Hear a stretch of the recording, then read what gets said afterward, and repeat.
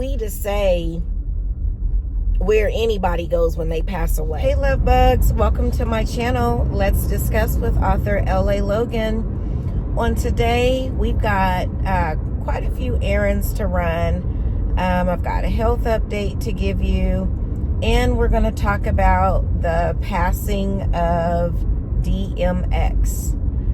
So, are you ready to get into it? I know I am. Let's discuss.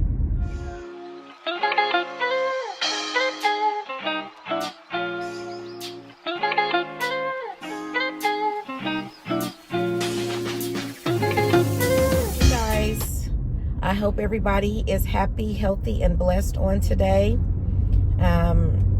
This is my first Saturday out, fully dressed and feeling like running some errands.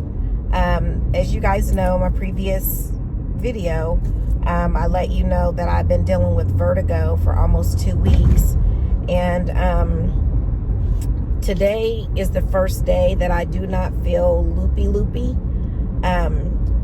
because I've been off of the pill that made me loopy for, the last time I took it was Thursday, so it's Saturday. I'm still not 100%, but I think I am okay to drive. I feel more comfortable driving. If at any time I feel like I can't do it, I'm going to go home. The world is not spinning or anything like that, but yeah, the doctor wants me to stay on this particular medication for 10 more days, so that's what we're going to do. So anyway, guys, we've got quite a few places that I'm going to try to go, but I'm not going to overdo it just because I am just now getting back into the loop. We've got to go to Office Depot, Home Depot, the pharmacy. I need to go pick up a package from the mall. That's something I ordered and it was delivered to the mall, to the store, so I need to go pick that up. I would need to go to Walmart. I'm determined to go to church tomorrow, so since I didn't get to go on Easter and I haven't been at church my church in 3 weeks, I kind of want to try to find me a cute little dress just to make myself feel better. You know, when you come out of a slump, you want to zhuzh yourself up, so I might go try to look for a dress. So we got a lot of things that we're trying to do. I don't know if we're going to, we've got to go to the UPS store because I ordered something online from overstock.com and they sent me somebody else's order. It was an engagement ring. So I was like, an engagement ring? Is this a surprise proposal? You know how I've been seeing a lot of those like surprise proposals on Instagram. And so I was like, is this a surprise proposal? And so I looked at the information that came with the ring, and I was like, oh no, this isn't meant for me. So anyway, I've got to go to the UPS store to send that back, and then they're going to send me my item. And we've actually just got to Office Depot, so I'm not going to get into DMX just yet. And forewarning, we're going to be in and out and talking about DMX as we're going in and out. But I will say that I am heartbroken by his passing. And I know people, you know, I haven't said this in a while, so I'm going to go ahead and say it now. If you are a super deep religious person, you know, you are just so, you know, saved. I'm trying to think of that saying that I used to hear one of the mothers say all the time. You're so heavenly bound, you're no earthly good, or something like that.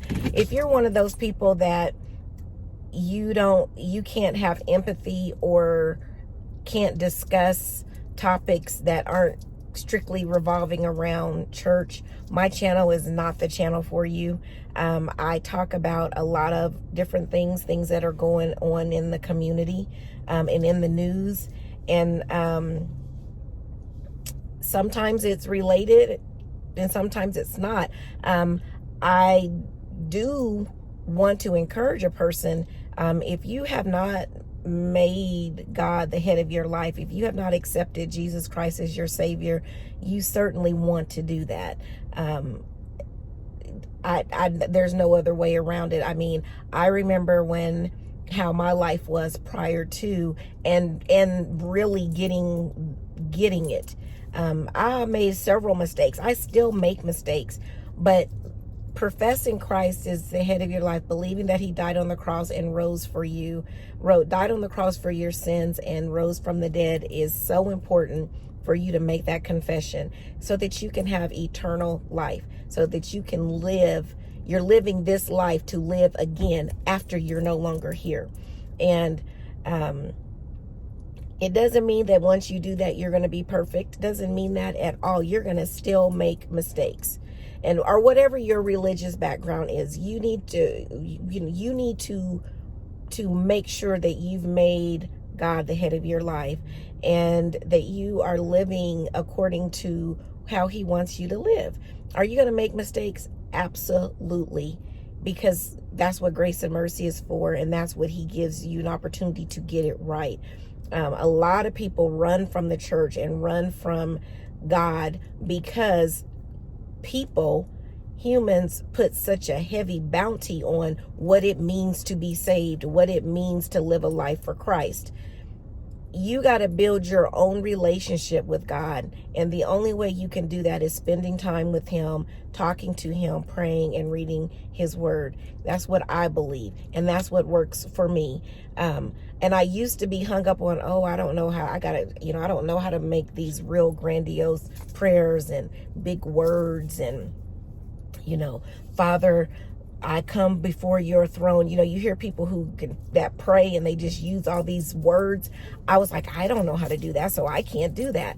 Man, that tripped me up for years. For years that tripped me up. And it wasn't until I heard someone say, you talk to God, you build your own relationship with him. How you talk to him and pray to him is not necessarily going to be the same way somebody else is going to do it. So that doesn't make it wrong, or, that's your way of building your relationship with him. And after I heard that, it changed my life, completely changed my life. So I didn't mean to get into all of that, but I wanted to say that because when I come out of this Office Depot, we gonna talk about DMX and what I feel about the whole situation. It's heartbreaking, and it's a tragic thing that is prevalent in our communities, and it builds, it doesn't have to be that way, from how it all started for him and everything that he went through. I watched a documentary that they did on the Rough Riders, which is the group he was a part of. I watched a documentary that they did some months back on BET. Yes, I was able to watch that and still be saved. And I learned a lot of interesting things. He's never been one that was shy to talk about his life and how he lived it. And so the documentary I did learn a lot of things about him from that, and it helped me to understand him. So let me run into Office Depot, get this label, and I still don't have my printer set up at home, y'all. I need to get my office set up. I just got a lot going on. Plus I'm planning my our annual women's conference is coming up at our church. We're doing it virtually, and the brunch is going to be done virtually for the first time. And I was down for 2 weeks, so a lot of stuff didn't get done. So I have a lot of stuff that's on me. And you know what I just prayed about, and I was just like, God, you know. So I believe it's going to be a success, and it might not go the way we originally thought it was going to go, but it's going to be okay. So anyway, let's head into Office Depot and get started with the plethora of things that we have to do today. Okay, guys, I really have been out of it because I didn't even have to come get a label to return this package. They emailed me 3 different options, And one of those options was you could have a mobile code. They could email you. You will pull up a code that they can scan at the UPS store. So I didn't even have to come here.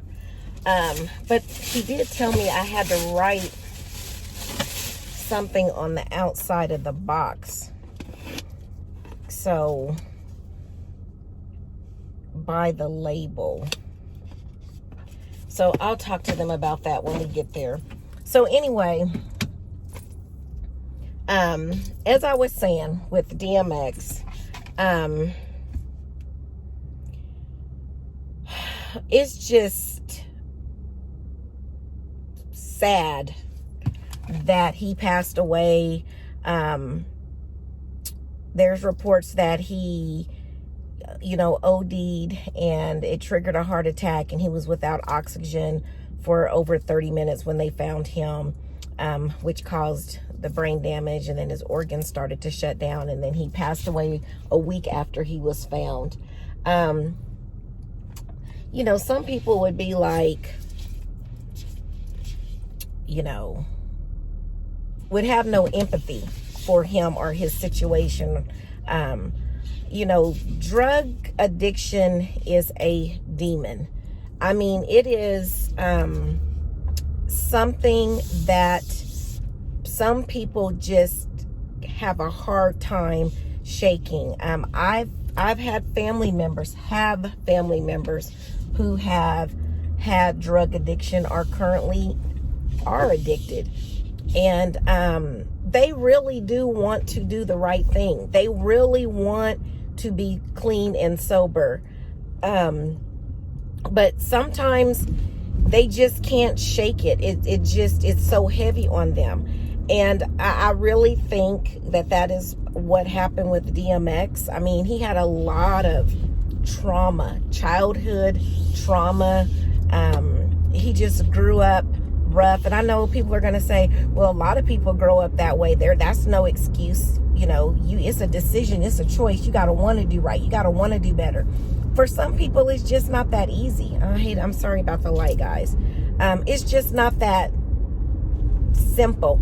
Sometimes people just can't get everything unpacked that they don't need, that's holding them back in life and time. And that's the case in point with DMX. He had bouts of when he was doing great and appeared to not be on drugs. But his music even spoke to his desire, wanting to do right.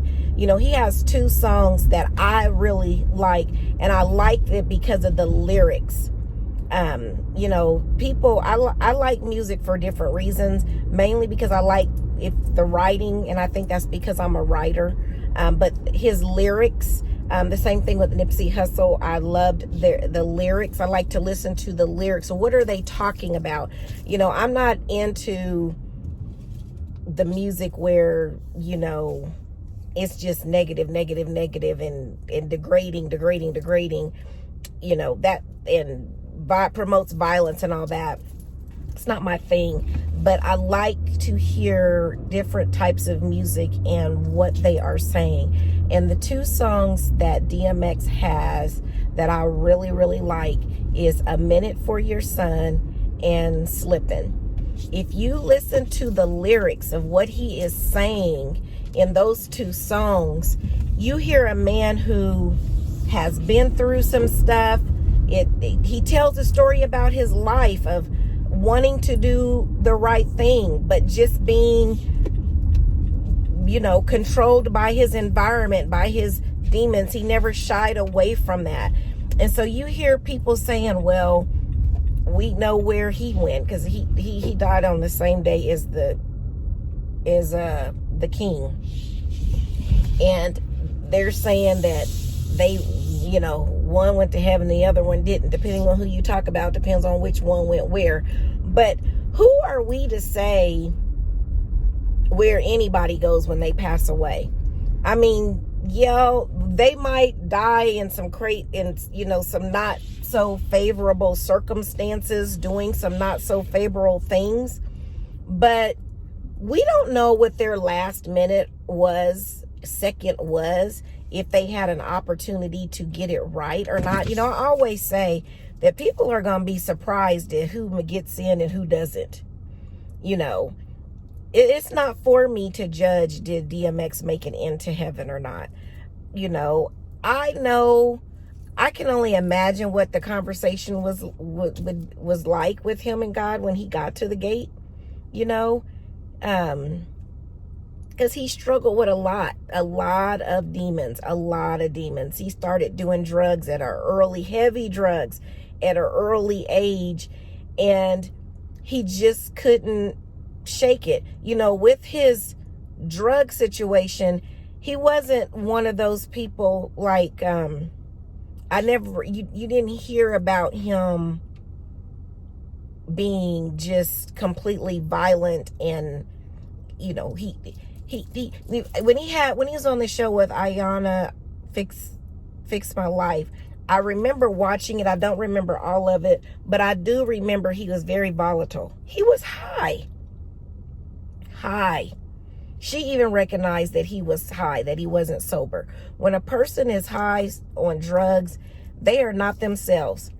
I can say that personally, because the drugs that they had me on dealing with my vertigo, I didn't know if I was coming or going. I lost track of time. There were times where I thought I was awake and really I wasn't awake. It had me so out of it. So when you're on heavy narcotics, you're doing drugs, you are not yourself. You are being controlled by that drug. And it's just unfortunate that this was his end, that this is the way that it ended for him. I believe that he had a very good heart and he wanted to do the right thing. He wanted to, be the man that he knew he could be. But again, he just couldn't shake the demons that he was dealing with. He couldn't get enough therapy, he just couldn't. I believe he prayed and talked to God clearly. If you listen to the song, especially A Minute for Your Son, you'll know what I'm talking about. But he also touched a lot of people in positive ways that some folks will never be able to touch or reach. God can use anybody in any situation that he wants to use them in. And it's not necessarily going to be according to the way that we think it should be done. We just got to the UPS store, and I didn't take you into Office Depot, and I'm not going to take you into the UPS store because I don't want this to be really long. I might have to make this 2 vlogs where we just talk about DMX, and then we'll go ahead and do our shopping or whatever. But I want to know what your thoughts are on his passing and his situation. He had 14 children. He had a fiance, an ex-wife, some of his baby moms. From what I read, they were all working as one. They were positive. His mom was with them. They were, a unit, one unit. There was no confusion, no drama, none of that. They were praying and hoping that he was going to pull through this. It's hard losing somebody to addiction. I've experienced that too. And it's one of those things like, could I have done more? Should I have been there? How did I not know? How did I let this happen? You kind of blame yourself a little bit. And then you have people, I've been reading where, oh gosh, her name's going to come to me in a minute, where she's having survivor's guilt because she survived her OD, barely. She went through a lot when she OD'd. And so she's having survivor's guilt of she survived it when others did not survive. So yeah, guys, it's just, it's hard. And I hope that people can have empathy for him and his family. You know, it's tragic that he passed from that started from an OD, and then he had a heart attack, according to what was, you know, reported. It's very tragic that this is the way he had to go. It breaks my heart, because a lot of men, African American men, in our communities, they either turn to drugs or violence, or selling drugs as a means of surviving. You know, they do the drugs to cope. That's a means of surviving. They're coping with what's going on around them. They become violent or join gangs or whatever because they're coping. They're dealing with their environment, what's around them. They sell drugs because they feel like that's their only means to survive, because they didn't have the opportunity to finish high school or go to college, or, you know, get a job that they can support them and then their families. And then the way that the system is set up more so to separate families. You know, the government will give you more if you are a single woman in the house with kids versus if you have a man there with you trying to do the right thing. It's just crazy how it's set up. And so DMX turning to drugs I think he was 14 when he started doing drugs. He might have even been younger than that. Turning to drugs as a means to cope, because, you know, his relationship with his mom wasn't good. The mom wasn't giving him what he needed. And before he started doing all that, from what I understand, he was like an A student.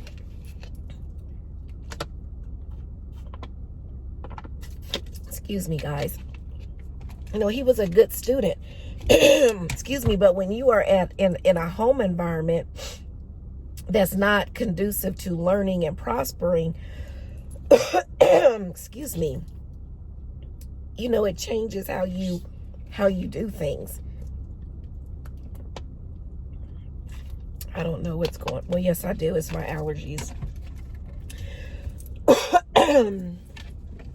You start to do things to cope. And that's exactly what he did. Please tell me I put some cough drops in here. I usually carry cough drops with me, or mints, because excuse me, for this reason right here. And I changed purses. Oh, all I have is one stick of gum, guys. I'm a mess. Let's see if this will work.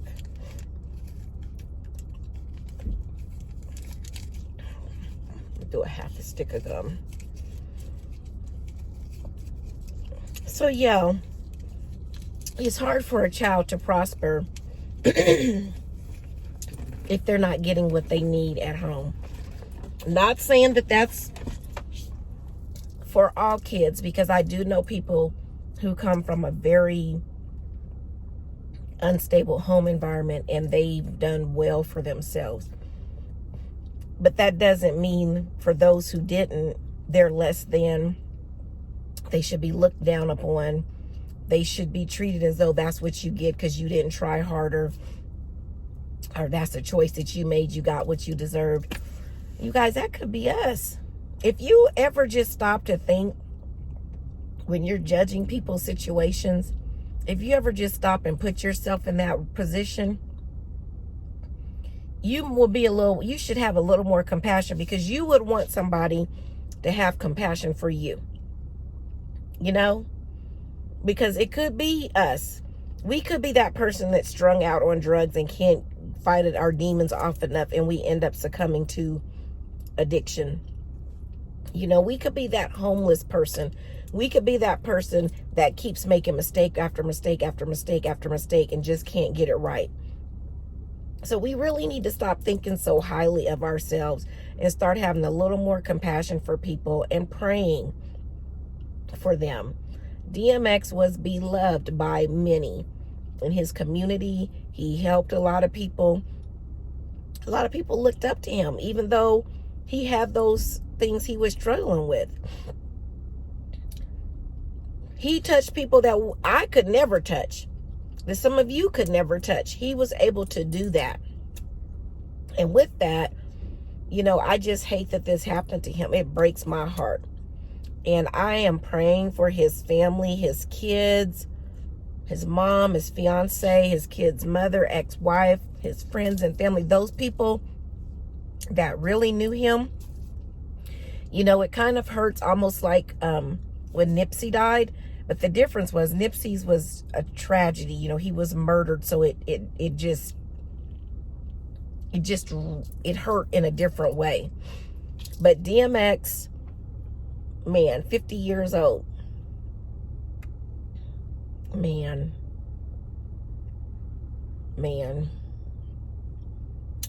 Like I said, we're going to be praying for his family. And we don't know where his soul is resting eternally. So if you're one of those people that are out there saying he's in hell and, you know, there ain't no way he made it to heaven and he got what he, you know, look how he lived, what did you expect the outcome? You got all these negative things to say. I strongly advise you to check yourself, because anything could happen where it could end up being you. You could be that next person where you just can't get over something, or you find yourself in a situation and now you're the one who needs empathy, you know? So I'm going to end this vlog here, guys. Leave me some comments below and let me know what you think about DMX. Do you have a favorite DMX song? My heart is broken for him and his family. It really is, because it's just really, really sad. His music is a soundtrack for a lot of people's lives. You know, like I said, my two songs that I like by him and have heard that stuck with me are Slippin' and A Minute for Your Son. And it's because of the lyrics. It's because of what he wrote, what he's saying. Listen to the lyrics to those two songs and then let me know what you think below in the comments. If this is your first time to the channel, welcome. Glad to have you. If not, welcome back. How have you been? I ask that you click the like button. By clicking the like button, it encourages me, and it also lets YouTube know that you're enjoying the content that's on this channel, and it will allow our channel to be presented to other YouTube watchers who enjoy similar content. I ask that you join the family if you haven't already done so. Click the subscribe button and the bell.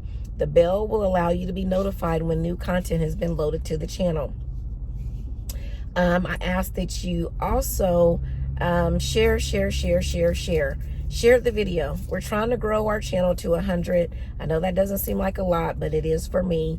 I remember when I had 3 subscribers. So yes, we're trying to grow to 100 and I need your help. So share this channel with those that you know that enjoy watching YouTube. I would greatly appreciate it. I do plan on doing a giveaway when we get to 100. Not quite sure what that is, but I will take suggestions. But I appreciate you guys hanging out and rocking with me. You just have no idea how much it means to me. I enjoy spending time with you and taking you along with me. And there's just some greater things to come, so stay tuned. But before I get out of here, I do want to leave you with this. Remember, the plans for your life have already been designed. It's just up to you to trust the planner. Have a good one, everybody.